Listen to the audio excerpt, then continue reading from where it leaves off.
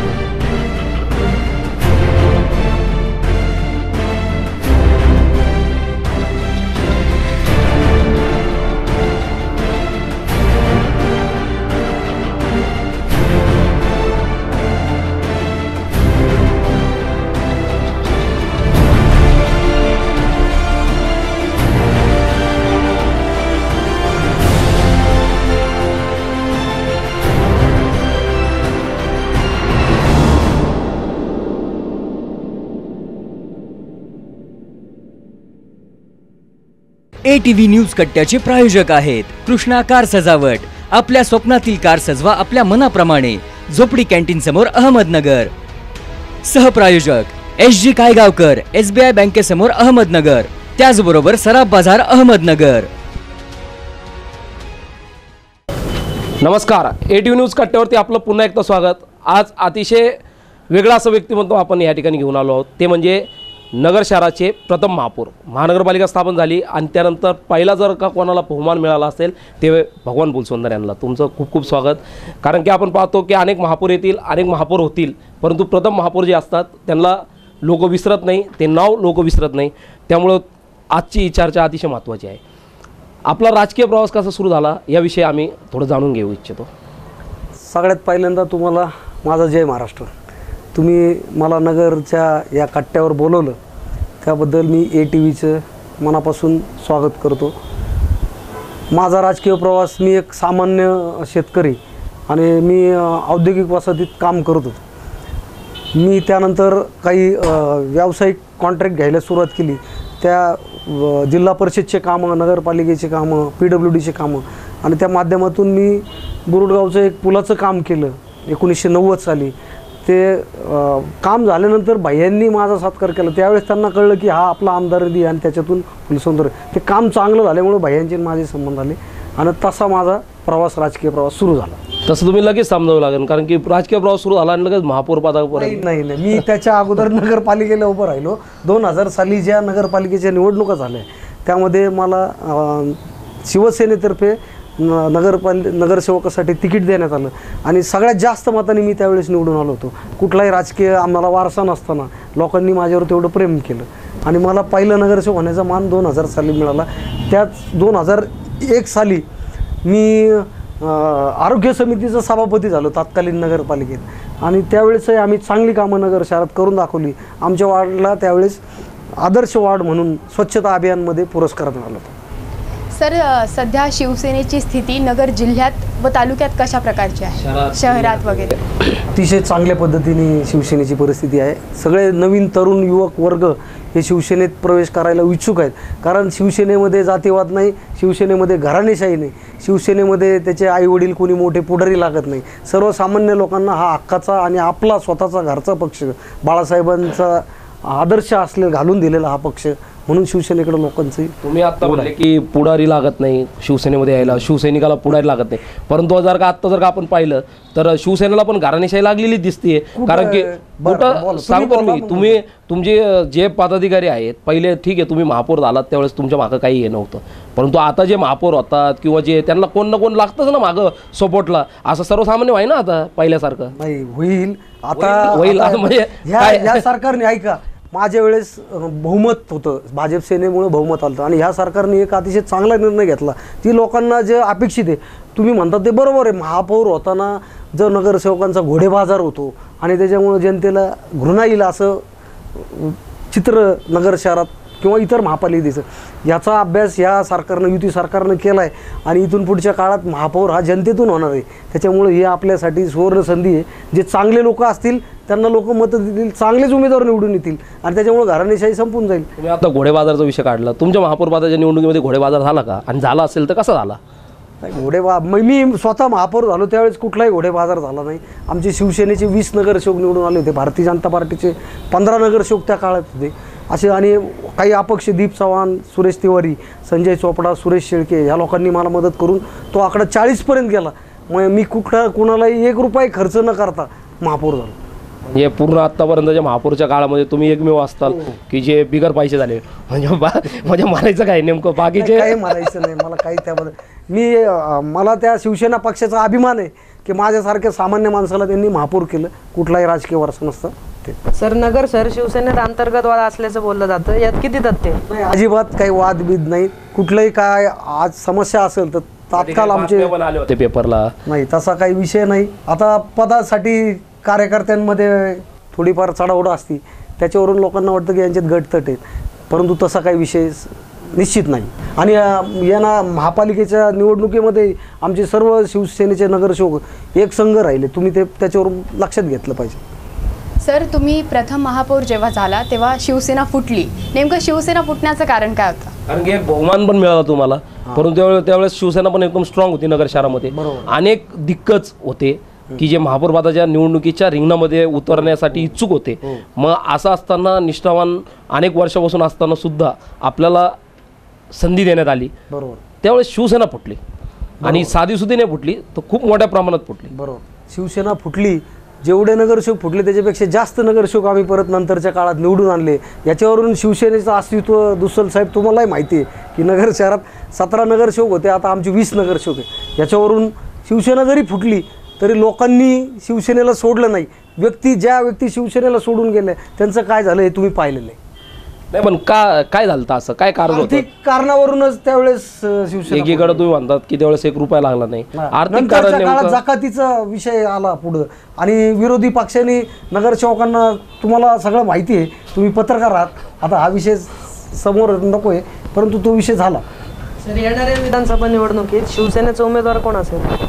शिवसेनेचा उमेदवार पक्षप्रमुख जे ठरवतील तो उमेदवार असणार, आमचे उद्धव ठाकरे विधानसभेला. हा, विधानसभेला म्हणजे आता भैया यावेळेस भैया 100% उभा राहतील ना, अनिल भैया. उद्धव साहेबांची पण इच्छा भैया उभे राहावे अशी, पण अनेक जण इच्छुक आहेत तसे दिसतात. हे मग कसं बघता तुम्ही? असं बघा, मोठं स्वप्न पाहणं काही चुकीचं नाही. स्वप्न पाहणं आणि स्वप्न प्रत्यक्षात उतरवणं, असं स्वप्न तुम्हाला पडतं का, तुम्ही पाहतात का? नाही, आमचा नेता भैया आहे, आमचे पक्षप्रमुख उद्धव ठाकरे. आम्ही पक्ष जो देईल आदेश तो मानणारा मी एक शिवसैनिक आहे. त्याच्यामुळे मला असे स्वप्न काय पडले, स्वप्न न पडता मला मोठं पद मिळाले, आणि असे अनेक पदं शिवसेनेने सामान्य लोकांना दिलेली. बुरुडगाव येथील काजरडेबोचा एक प्रश्न आहे की तुम्ही महापौर होतात, अनेक तुम्ही तिथं काम केलेलं आहे महानगरपालिकेमध्ये आणि प्रमुख म्हणून काम केलेलं आहे, पण बुरुडगावचा जो काजरडेबोचा प्रश्न आहे तो अनेक वर्षापासून प्रलंबित आहे. त्या ठिकाणच्या लोकांना खूप त्रास होतो, त्या ठिकाणचे लोक नेहमी आंदोलन करतात, पण त्यांच्याकडे दुर्लक्ष केलं जातं असं चित्र आहे. मग आणि तुम्ही तिथलचेच नगरसेवक आहात, मग तुम्ही महापौर असताना ते असताना का नाही त्याच्यासाठी काहीतरी प्रयत्न केला? आता पण तुमची सत्ता आहे, का नाही तुम्ही त्या लोकांसाठी काहीतरी करता? एकदम खूप चांगला प्रश्न तुम्ही विचारला. आणि नगर शहरामध्ये बरं का सर, जवळजवळ 80 ते 90 टन रोज कचरा तयार होतो. त्या कचऱ्यामध्ये प्लॅस्टिकचं जास्तीत जास्त वर्चस्व आहे, आणि तो प्लॅस्टिकचं विघटन होत नाही. आता त्या कचऱ्यापासून कंपोस्टिंग करण्याचं प्रकल्प तिथं चालू आहे, परंतु तो किती दिवसाकाठी 25 टन कचराचं विल्हेवाट लागलेलं असं, आणि उरलेला 50 टन कचरा तसाच राहतो. आणि महापालिकेला, आपल्याला सगळ्यांना माहिती असेल की नगरपालिकेच्या कर्मचाऱ्यांमध्येच महानगरपालिकेचं कामकाज चाललेलं आहे. महानगरपालिकेची आर्थिक परिस्थिती तुमच्या समोर आहे, आणि 84 किलोमीटरचं क्षेत्र महानगरपालिकेत समाविष्ट करून आज आपल्या आहे त्या कर्मचाऱ्यांमधून, त्याच्यातले मला वाटतं मी महापौर असताना 2700 कर्मचारी होते, आता त्यातले 400-500 कर्मचारी रिटायर्ड झाले. त्यानंतर नवीन कुठली भरती झालेली नाही. आणि हा जो कचऱ्याचा हा जागतिक प्रश्नच म्हणावा लागेल, कारण इतर महापालिकेतही तुम्ही पाहता पुण्याचा कितीतरी टन कचरा रस्त्यावर पडून आहे. मग असं करण्यासाठी किंवा याच्यावर मार्ग काढण्यासाठी आपली महानगरपालिका काही पावली उचलणार का? कारण की साहेब 1-2 मिनिटं मी तुमचे घेतो. कारण की आत्ता सध्याला जेव्हा कमिटी आली होती इथं बघण्यासाठी तेव्हा तुम्ही सगळीकडचे रस्त्यावरती बोर्ड लावले, भिंती रंगवल्या की स्वच्छ नगर, सुंदर नगर, आणि त्या बोर्डापाशीच आज एवढ्या मोठ्या प्रमाणामध्ये कचरा पडलेला आहे. जर का लाल टाकीचा प्रश्न घेतला आपण तर हे कचरा रोजच्या रोज का उचलला जात नाही? आणि सगळ्यात महत्त्वाची गोष्ट म्हणजे रोज पेपरला म्हणजे 2 दिवसाआड मी एक बातमी पाहतो की कचरा हा तिथंच जाळला जातो. मग यासाठी पाऊल का? कारण सत्ता तुमची म्हणून मी एवढा ह्याच्याने तुम्हाला तो प्रश्न विचारतो. खूप छान. मला तर असं वाटतं बरं कसं आहे, मी ह्याच्या संदर्भात मुख्यमंत्र्यांना सुद्धा पत्र लिहिलं आहे की हे प्लॅस्टिक हे जे हा जो विषय ह्या प्लॅस्टिकचं विघटनच होत नाही. आणि इकडं सुप्रीम कोर्ट सांगतं की प्लॅस्टिकचा वापर बंद करा आणि बाजारात तर आपल्याला सर्रास प्लॅस्टिकचा वापर चाललेला दिसतो. या प्लॅस्टिकमुळे ड्रेनेज पण तुमच्या महानगरपालिकेनेच करायला पाहिजे ना. 100% अगदी बरोबर. त्या प्लॅस्टिकमुळं तुमचे ड्रेनेज तुंबले जातात आणि मग होतंय का, पालिकेत कर्मचाऱ्यांचा अभाव आहे. हे प्लॅस्टिक बंद जोपर्यंत होत नाही तोपर्यंत कचऱ्याचं विघटन होणार नाही. आणि दुसरा एक विषय, नवीन ज्या सोसायटी तयार झाल्यात तिथं आपण आता रेन वॉटर हार्वेस्टिंग करायला लावतो, वृक्षारोपण करायला लावतो. तसंच प्रत्येक कॉलनीमध्ये समजा एखादा 10 एकरचा प्रोजेक्ट असेल, तिथं 100 घरं झाले असतील तर तिथल्या ओपन स्पेसमध्ये तिथला कचऱ्याचं विघटन विल्हेवाट लावली पाहिजे. आता मी बुरुडगाव रोड भागात राहत होतो. गेल्या माझं वय आता 50-51 आहे. 51 वर्ष आम्ही नगर शहराच्या कचऱ्याचा सगळा त्रास सहन केला. तो कचरा डेपोचा त्रास इतका भयानक आहे. तुम्ही बोलले ते अतिशय मनाला वेदना देणारच बोलले की जिथं ज्या भागात कचरा आणून टाकला जातो तिथं तो कचरा पेटवला जातो. तिथल्या लोकांना, त्या रहिवाशांना घरात दारात म्हणजे सगळे डास, मच्छर ह्या सगळ्या समस्यांना सामोरं जावं लागतं. आणि कचऱ्यावर विल्हेवाट आपल्याकडून महापालिकेकडून पाहिजे तशी होत नाही. प्रकल्प 25 टनाचा कचरा येऊन पडतो 75 टन. मग राहिलेल्या कचऱ्याचं करायचं काय? अशी दुहेरी संकटात आपला कचरा डेपो सापडलेला आहे. आणि आपण पाहिलं असेल की आता सावडीसाठी एक स्वतंत्र कचरा डेपो आहे, केडगावसाठी एक स्वतंत्र कचरा डेपो आहे, बुरुडगावसाठी, ज्या त्या भागासाठी केलं. कारण कुठलाही एक परिसर, आता समजा तुम्ही जर सावडीत राहत असेल तर त्या भागातला कचरा बुरुडगावला आणण्याचं काही कारण नाही. 15 किलोमीटर कचरा वाहून आणण्यापेक्षा सावडीतला कचरा जर सावडीतच हे केला तर कमी खर्चात त्या कचऱ्यावर प्रक्रिया होईल. आणि तशा पद्धतीने कामकाज चालू आहे.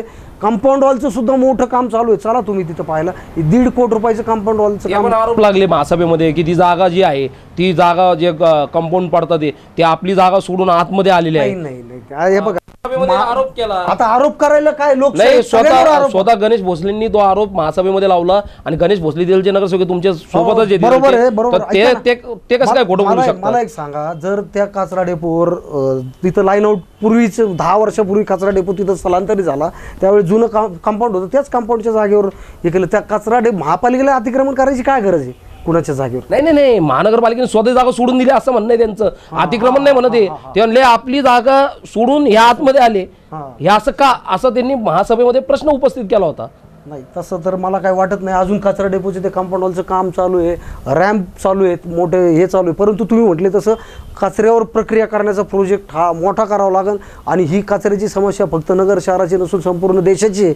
तर ह्याच्यासाठी नागरिकांना सुद्धा मी आवाहन करू शकतो की बाबांनो, कचरा महापालिका निश्चित उचलेल. तुम्ही कर भरता, टॅक्स भरता, पण आपलं सगळ्यांचं कर्तव्य की आपला कचरा आपण व्यवस्थित दारापर्यंत, कचरा कुंडीपर्यंत आणून टाकला पाहिजे. कारण होतंय काय, लोक रस्त्यात बॅग घेतात आणि अशा हाताने सायकलवरून फेकून देतात.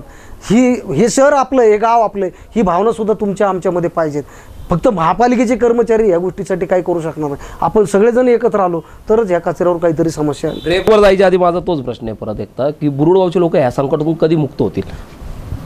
फार चांगला प्रश्न विचारला. आता सावडीचा सुद्धा कचरा डेपो आपला सुरू झाला आहे, केडगावचा सुद्धा कचरा डेपो सुरू झाला आहे. म्हणजे पूर्वी जो सर्व कचरा बुरुडगावला येत होता, आता त्याच्यापैकी फक्त 30%च कचरा बुरुडगावला यायला लागला. म्हणजे 70% कचरा कमी झाला. आणि तो 25 टन कचऱ्यावर पूर्ण विल्हेवाट होईल अशी आपण आशा बाळगू. कारण प्रयत्न खूप चांगले चालू आहेत.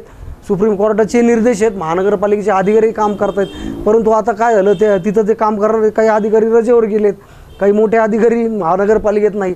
सगळ्यांनी मिळून जर हातात हात घालून काम केलं तर हे काम अशक्य नाही. एवढंच मी या ठिकाणी सांगतो. कृष्णा कारसाजवळ प्रस्तुत व एचची गायकवाड यांच्या माध्यमातून हा ATV न्यूज कट्टा आम्ही आपल्यापर्यंत आणत आहोत. या ठिकाणी एक छोटीशी विश्रांती आपण घेणार आहोत. आणि विश्रांतीनंतर पुन्हा एकदा प्रथम महापौर भगवान फुलसुंदर यांच्याशी ही चर्चा अशीच चालू राहणार आहे. तर पुढे जाऊन नका पाहत राहा ATV न्यूज 24 तास. ATV न्यूज कट्ट्याचे प्रायोजक आहेत कृष्णा कार सजावट. आपल्या स्वप्नातील कार सजवा आपल्या मनाप्रमाणे. झोपडी कॅन्टीन समोर अहमदनगर. सहप्रायोजक SG कायगावकर, SBI बँकेसमोर अहमदनगर, त्याचबरोबर सराफ बाजार अहमदनगर.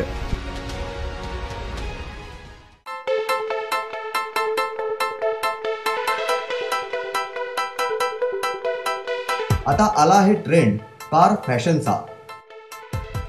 आपली कार सजवा मनासारखी, बदला तिचं रूप. कृष्णा कार सजावट. झोपडी canteen, Nagar Manmad road, Savedi Ahmednagar. Mobile 997536 4612 88 88 85 66 88. रूप खुलावे असे दागिने रेखीव नक्षीदार, सोने चांदी हिरे लेहुनी फुले साज शृंगार. सोने, चांदी आणि हिऱ्यांसाठी स्वतंत्र दालने असलेलं, विविध जाती धर्मांच्या परंपरेनुसार स्पेशल डिझाईन्स तयार करणारे SG कायगावकर, SBI बँकेसमोर अहमदनगर, त्याचबरोबर सराफ बाजार अहमदनगर.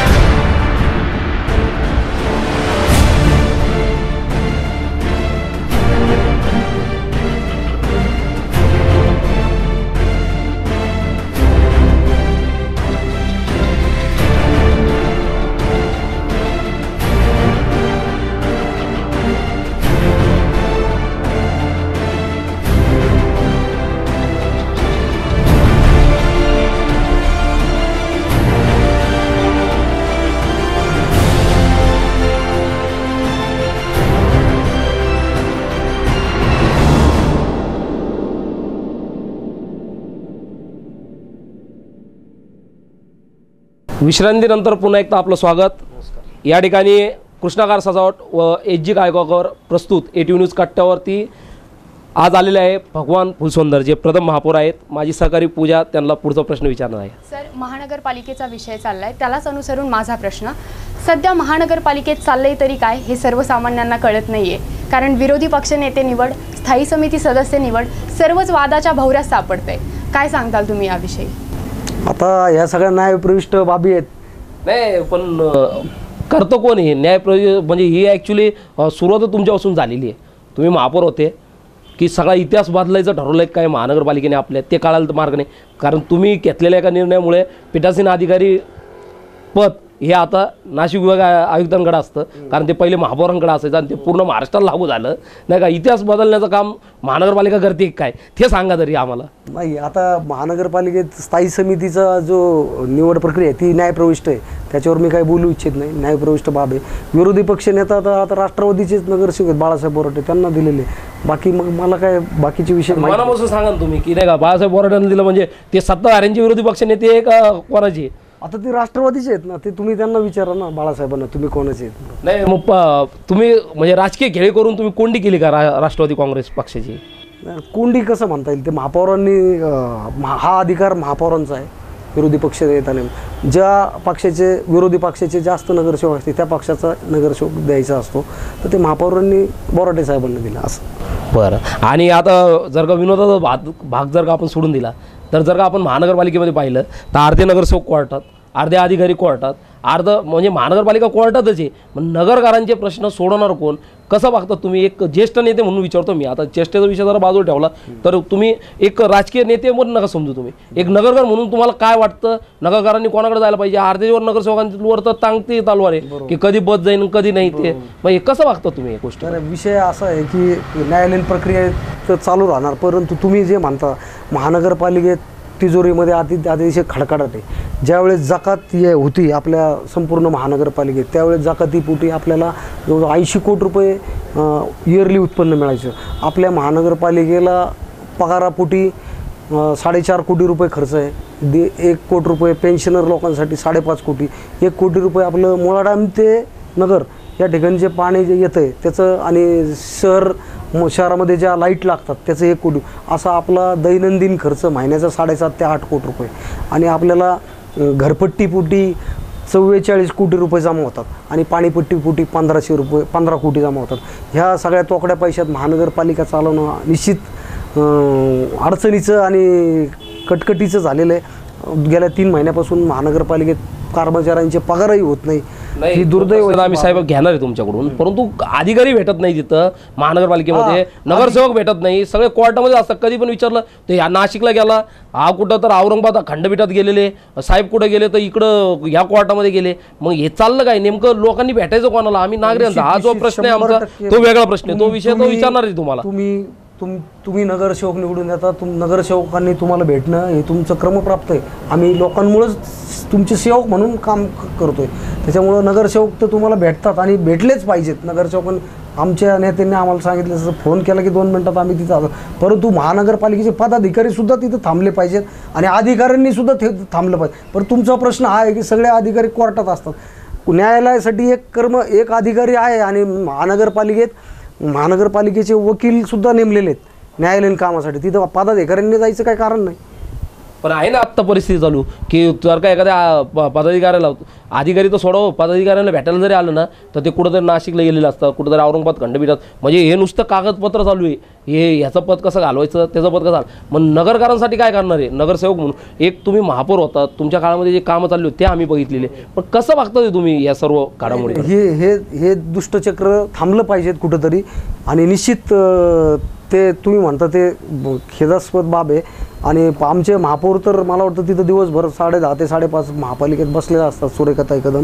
त्या निश्चित तुम्हाला भेटतात. आणि पदाधिकाऱ्यांच्या बाबतीत, अधिकाऱ्यांच्या बाबतीत तुम्ही म्हणता तसं आयुक्तमध्ये 6 महिने त्या निवडणुकीच्या कामांसाठी होते.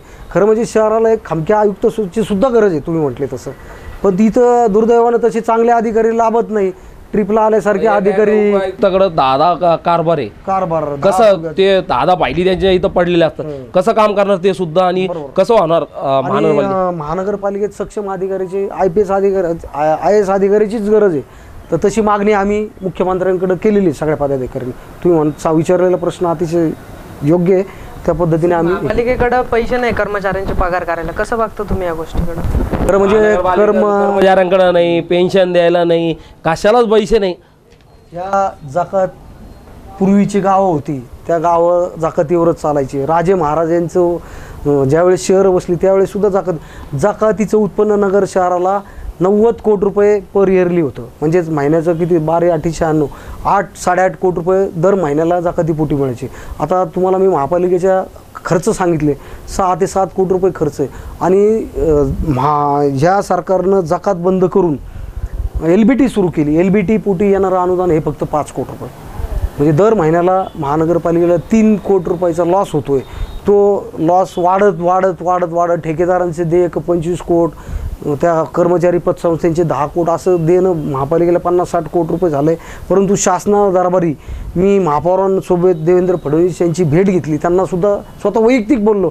एकनाथ शिंदे असतील आमचे, त्यानंतर सर्व मंत्री महोदयांनासुद्धा ही परिस्थिती समजून आहे. त्यांनाही त्यांच्याही अधिकारात काही महापालिका आहेत, त्यांनासुद्धा हा प्रश्न प्रकर्षानं जाणवला आहे. जळगावमध्ये हीच परिस्थिती, सांगली, मिरज, कुपवाड ह्या ठिकाणीसुद्धा सगळ्या महापालिका ह्या म्हणजे याच्यावर आहेत, व्हेंटिलेटरवर आहेत थोडक्यात सांगायचं म्हणजे.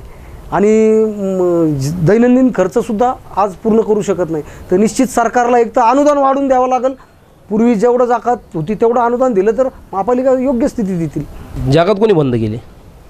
जाकात सरकारनेच बंद केली. पण ती जाकात बंद करायची मोर्चे कोणी काढले? नगर शहरामध्ये मोर्चे कोणी काढले, देशात मोर्चे कोणी काढले, जिल्ह्यात मोर्चे कोणी काढले? बरोबर, अगदी खरंय. पण जाकाती पोटी मिळणार जे काय आणले, जाकात बंद व्हायला नाही पाहिजे होती, जाकात कोणी बंद केली आणि जाकातीसाठी मोर्चे कोणी काढले? अगदी चांगला प्रश्न. जाकात बंद जरी झाली तर जाकाती पोटी मिळणारं जे अनुदान आहे ते जाकाती इतकं मिळावं असे आमची माफक मागणी. पण जगात बंद करण्यासाठी व्यापाऱ्यांसाठी तुम्हीच पुढे होते, तुम्हीच आंदोलन केले की जगात बंद व्हायला पाहिजे, LBT बंद व्हायला पाहिजे. तुम्ही म्हणता ते बरोबर. जाकातीमुळे लोकांना त्रास होत होता. जाकाती पोटी मिळणारं जे उत्पन्न आहे 9 कोटी रुपये तेवढं शासनाने आम्हाला द्यावं.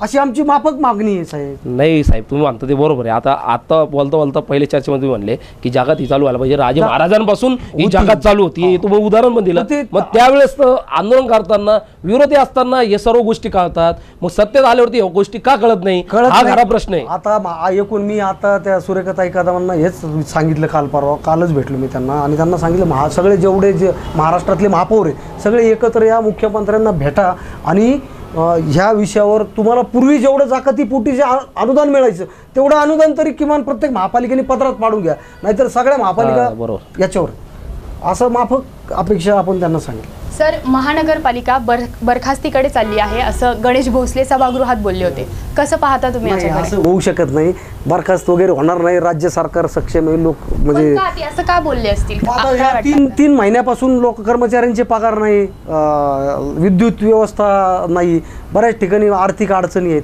ह्या अडचणी फक्त आपल्या नगर महापालिकेलाच नाही तर ह्या महाराष्ट्रातल्या जेवढ्या महानगरपालिका आहे, ड वर्ग महापालिका, सगळ्यांनाच ह्या अडचणींना सामोरं जावं लागते.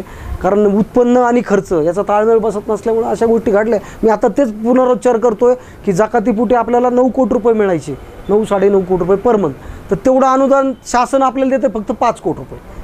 मग हा ताळमेळ बसत नाही म्हणून त्या अडचणी आल्या. तर त्या एप्रिलपासून सरकारनं आपल्याला अनुदान वाढून द्यायचं कबूल केलेलं आहे. त्याच्यासाठी आमचा फॉलोअप आहे. जी महासभा आता चालती महानगरपालिकेमध्ये तर त्याच्यामध्ये मोठ्या प्रमाणात गोंधळ झालेला दिसतो. वरिष्ठांचं कोण ऐकत नाही, महापौरांचं कोण ऐकत नाही. तुमच्या काळात असं होत होतं का?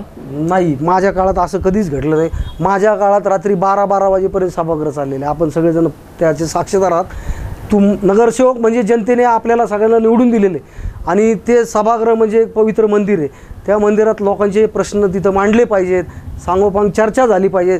विरोधक जरी असला तरी त्याचं ऐकून घेतलं पाहिजे, त्याचं काय म्हणणं आहे, त्याच्यात वाईटातून सुद्धा चांगल्या गोष्टी घडू शकतात. म्हणून सगळ्यांचं ऐकून त्याच्यावर डिसिजन घेणं सर्वानुमते शहरासाठी हिताचा साधक बाधक चर्चा झाली पाहिजेत असं माझं मत आहे. आणि इथून पुढच्या काळात अशा गोष्टी घडू नये असे माझी सगळ्या नगरसेवकांना पदाधिकाऱ्यांना विनंती आहे. पण विरोधक आक्रमक झालेले दिसतात. त्या पद्धतीने पहिल्यासारखे शिवसेनेचे जे नगरसेवक असायचे यांना वाघ बोललं जायचं, ते आता म्हणजे आता अनेक वेळा पेपरमध्ये पण आलं, ते वाघ तसे दिसत नाही तिथं, नाही का? आक्रमक दिसत. आक्रमक होणं म्हणजे नेमकं काय? लोकांच्या प्रशासनासाठी आक्रमक व्हायचं का? तिथं काय ते मारामाऱ्या करायचं? मुष्टियुद्धाचं केंद्र थोडीच येते. आम्ही भांडणं करण्यासाठी बोलतच नाही, परंतु ज्यावेळेस तुमच्या महापौरताई अडचणी देतात तेव्हा तुम्हाला जसा पहिले पाठिंबा भेटायचा भारतीय जनता पार्टीचा तसा तुम्हाला त्या ठिकाणी पाठिंबा भेटत नाही. आम्हाला वाटत नाही तिथं मारामाऱ्या व्हाव्या, तिथं कुस्तीच्या आघाडी व्हाव्या, ते आमची हेच नाही. परंतु सगळेजण आपापली बाजू सांभाळायचं काम करतात. त्यांना कोण असं साथ देताना दिसत नाही तिथं. अजून तुम्हाला मी सांगतो, तुम्हाला दाखवतो ना त्याचे हे पण दाखवतो, वाटलं क्लिप बघायचे असेल तर महासभेचे क्लिप पण दाखवतो. पहिले जसं भारतीय जनता पार्टी तुमच्या पाठीशी उभं राहायची, आज उपमहापौर शेजारी असतात परंतु ते काय बोलत नाही. एकीकडून भारतीय जनता पार्टी पार पायापाशी बघितल्याने करते, आपल्याला कसं करते ते तुम्हाला माहिती आहे. प्रत्येक गोष्टीमध्ये त्यांचा विरोध चालू आहे. एकीकडं तिकडून आत्ता मध्यंतरी जे नोटाबंदीनंतर निधी आला होता, पैसे गोळा झाले होते, याचे रक्कम गोळा झाली होती टॅक्स पोटी किंवा महानगरपालिका, त्याच्यात पण तुम्ही म्हणले असं करायचं, ते म्हणतात असं करायचं. तुम्ही म्हणले इथं आपण ठेकेदारांचे पहिले बिलं अदा करू, ते म्हणतात नाही इकडं पाईपलाईन टाकून घेऊ. असं का होते? तुमचं काही एकत्र बैठका होत नाही का? बैठका होत्यात, सामोपचाराने आमच्या मीटिंग चालू आहेत. इथून पुढच्या काळात अशा काही घटना घडणार नाही. कसं बघता तुम्ही तेच सांगा ना. कसं तुम्ही आता तुम्ही एक मोठ्या पदावर सुद्धा आहे आता शिवसेनेच्या, तुम्ही याच्यासाठी काही बैठका घेणार का? तुम्ही तुमच्या नगरसेवकांना काही प्रशिक्षण देणार का? कारण की आजकाल सगळे तरुण वर्गातले नगरसेवक झालेले, त्यांना सभागृहाचा अभ्यास नाही असं अभय आगरकर या ठिकाणी बोलले की त्या ठिकाणी घटना व्हायला पाहिजे, परंतु ती घटना अजून तयार झालेली नाही. तुम्ही महापौर झाले, नियमावली तयार अजून झालेली नाही, ती कधी होणार? आता किती महापौर झाले? नाही, आता मी यांना ह्या महापौरांना सुद्धा त्या दिवशी मागच्या आठवड्यात तुम्ही महापौर उपमहापौर दोन्ही पक्षाचे गटनेते, सगळ्याच विरोधी पक्षाचे गटनेते सर्वसाधारण सभेच्या अगोदर एकत्र बसले पाहिजेत. कोणते विषय घ्यायचे, कोणत्या विषयावर चर्चा करायची हे सुद्धा सगळ्यांनी एकत्र येऊन ठरवलं पाहिजे. ही खुर्ची काय कायमची खुर्ची, कोणाची घरची खुर्ची नाही. ही शहराच्या विकासासाठी येणारी खुर्ची आहे, तिचा उपयोग, तिचा लाभ सगळ्या जनतेला झाला पाहिजे असं माझं प्राधान्याने मत. त्यांना मग ती सभा घ्यायला थोडंसं सोपं पण जाईल, परंतु त्याआधी जर का त्यातला बैठक घ्यायची तर नेमकं किती गटनेते बोलवायचे? 2-2 बोलवायचे का 4-4? प्रत्येक पक्षाचे 2-2 गटनेते म्हणून विचारलं. नाही, प्रत्येक पक्षाचा एकच गटनेता आहे. तिथं 2-2 आहे साहेब. तिथं जरी असले तरी कागदावर एकच आहे, तेवढेच घेतील तिथं. सर, तुमच्या प्रभागात तुम्ही निवडून आला पण तुमचे जे सहकारी होते ते पडले, त्याचं कारण काय वाटतं आपल्याला? आता ताई लोकशाहीमध्ये काय घडतं वार्डातले तुमच्या म्हणून विचारलं बरं प्रश्न विचारतो नाही का? मी तर आम्ही दोघांनी एकत्र प्रचार केला, तुम्ही पाहिलं असेल. आता लोकांची भावना असते ना. मग तुमचे सहकारी प्रचारात कमी पडले असं वाटतं का? नाही, प्रचारात कमी नाही, प्रभाग मोठा होता आणि आता इम्पेरियल हॉटेलपासून तर थेट बुरुडगावपर्यंत मोठा प्रभाग होता. लोक ठरवतात ना मत द्यायचं. पण आता 4 नगरसेवक निवडून द्यायचे त्याच्यात आता म्हणजे मला तुमच्यावरती कोणती शंका नाही, परंतु जर का एखाद्या प्रभागामध्ये तिथं आता सेटलमेंटच करतील ना सगळेजण दुसऱ्या पक्षासंघ पण, की समजा 4 जण आहे आणि 4 जण आपल्या पक्षाचे निवडून आणायचे, परंतु जिथं कुठंतरी कमी पडत असेल तिथं आता कसं राजकारण होत चालतं आणि कसं नाही. सेटलमेंट म्हणजे नेमकं काय? मतदान करायला मतदार ज्यावेळेस जातो तिथं सेटलमेंट होती का? मतदान करायला जाताना संपूर्ण 5 वर्षाचा अभ्यास करतो, ती परीक्षा असती. तुम्ही 5 वर्षे लोकांसाठी काय केलं, लोकांसाठी किती वेळ दिला, लोकांचे किती प्रश्न सोडवले, लोकांच्या प्रश्नावर किती भांडले. लोक हे निरीक्षण करत असतात. जसं एखाद्या विद्यार्थ्याचं शाळेमध्ये वर्ग शिक्षक अवलोकन करत असतात वर्षभर आणि नंतर निकाल दिला जातो, तसं नागरिक हे नगरसेवकांचं निरीक्षण करत असतात, अवलोकन करत असतात आणि त्यानंतर निवडणूक होत असते. मला नाही वाटत याच्यात काही सेटलमेंट होती किंवा काय होती. आता 4 नगरसेवक जेव्हा येईल म्हणजे तेव्हा तुमच्या 18 ते तिकडून किती 20 हजार लोकांनी मतदान करायचं. इथं प्रत्येकाला पटवून सांगितलं तरी त्याच्या मनाला तो मनाचा राजा असतो. मतदार हा लोकशाहीमध्ये राजा आहे आणि मतदार तो ठरवल ते घडेल त्यावेळेस. आता मला एक सांगा की येणाऱ्या निवडणुकीमध्ये समजा भारतीय जनता पार्टीने जर का तुमच्या संग युती नाही केली तर तुम्ही स्वबळावरती निवडणूक लढवणार का? आणि जर का स्वबळावर निवडणूक लढवली तर तुमच्या पक्षाचे किती सीटं निवडून येऊ शकतात असं आपल्याला वाटतं? पहिल्यांदा आता गेल्या 20-25 वर्षापासून ह्या नगर शहरात नगरपालिकेसाठी तरी भारतीय जनता पार्टी आणि सेनेची युती होती आणि आम्ही तसाच प्रयत्न यावेळेसही करू. ह्या उपर जर त्यांनी आमच्याबरोबर लढायचं नाही ठरवलं तर आम्ही आमचे स्वतंत्र लढायला तयार आहे. जसं राज्यात झालं तसं नगर शहरात होईल. किती उमेदवार निवडून येतील असा आपल्याला अंदाज आहे? आमचा शहरात अभ्यास केल्यानंतर आता तुम्हाला माहिती आहे आमचा सचिन जाधव अपक्ष, त्याला तिकीट देऊ शकलो नाही. ह्या नगर शहरात शिवसेनेची ताकद तुम्हालाही सगळ्यांना माहिती आहे. शिवसेनेला मिळालेली मतं विधानसभेला ही आपल्याला सगळ्यांना माहिती आहे. तर ह्या पद्धतीप्रमाणे आम्ही निश्चित स्वतंत्र जरी लढलो तरी आमचा भगवा पालीवर फडकल एवढी ताकद आमची या शहरात आहे. कारण आता स्वतंत्र विधानसभा झाल्यावरती थोडा फटका बसला. आपलं 25 वर्ष जे आमदार होते ते पडले तर महानगरपालिकेमध्ये काय चित्र राहील? कारण की जर का स्वतंत्र निवडणुका लढवायच्या ठरल्या तर सीटं तुम्ही म्हणता वाढतील. कसं काय गणित येते मागचं? गणितामध्ये आता आमच्याकडे महापालिकेची सत्ता आहे. महापालिकेच्या सत्तेची स्थायी समिती आमच्याकडे आहे. त्या माध्यमातून शहरातले विविध विकास कामं, जसं आता शिलाताई असताना कोठी रोडचं अतिशय चांगल्या पद्धतीचं कॉन्क्रीटीकरण झालं आहे. बालिकाश्रम रोड अतिशय चांगल्या पद्धतीने कॉन्क्रीट झालं आहे.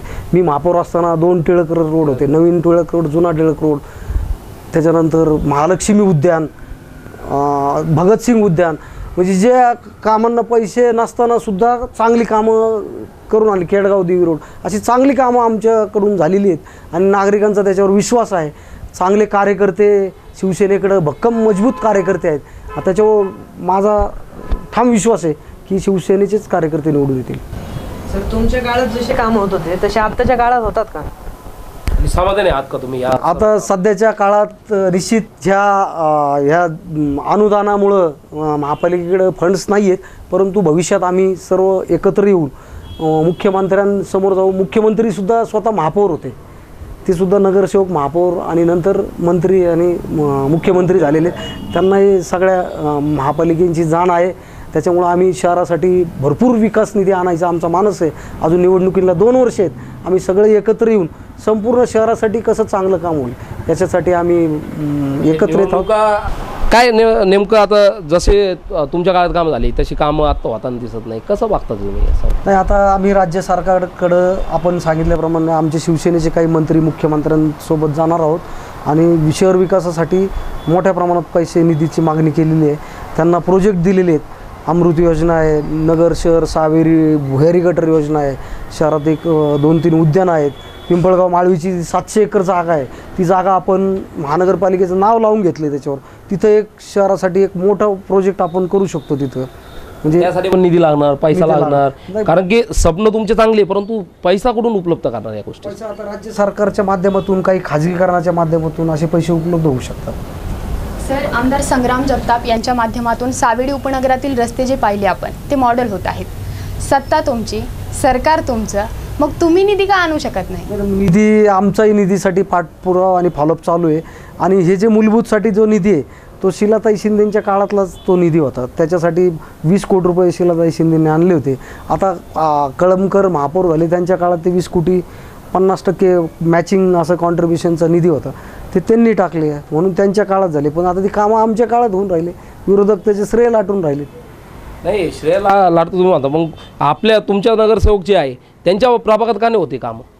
कारण की आपण जर का पाहिलं तर राष्ट्रवादी जे नगरसेवक आहे त्यांच्या प्रभागातलेच रस्ते जोरात चालू आहे सध्याला. आपण सावडीमध्ये गेले तर तुम्ही बघा, कुंभार वागळेंचा वाड असेल, आपलं स्वप्नील शिंदेंचा वाड असेल, तिकडं निखिल वारेंचा वाड असेल, हे यांचे जर का वाड बघितले ना तिकडं कामं जोरात चालू आहे. आता सत्ता त्यांची होती, आता सत्ता आमच्याकडे आलेले आहे. राज्य सरकार आमचं आहे, लोकसभा आमच्याकडे. आम्ही आता केंद्र सरकार आणि राज्य सरकार यांच्या माध्यमातून DP रस्ते, पिंपळगाव माळवीसाठी काही योजना, अशा बऱ्याच ठिकाणी आम्ही मोठे उद्यानं आणि शहरातले जसे आपला बालिकाश्रम रोड झाला, कोठी रोड झाला, त्या पद्धतीने आम्ही DP रोड सगळे डेव्हलपमेंट करणार आहोत. आपल्याला सगळ्यांना माहिती असेल की नगर शहरात आता काही बिल्डर लोकसुद्धा रस्ते, गटर्स आणि पाण्याच्या सुविधा देऊन मगच तिथं कामाला सुरुवात करतात. ही एक चांगली डेव्हलपमेंट आहे की लोक राहायला जायच्या अगोदर तिथं डेव्हलपमेंट होत आहे. हा एक विकासाचाच भाग आहे ना. नाही, पण तुम्ही आत्ता सांगितलं की शिलाताईंच्या काळामध्ये तो निधी मंजूर झाला होता, मग हे आल्याने हे श्रेय लाटतात.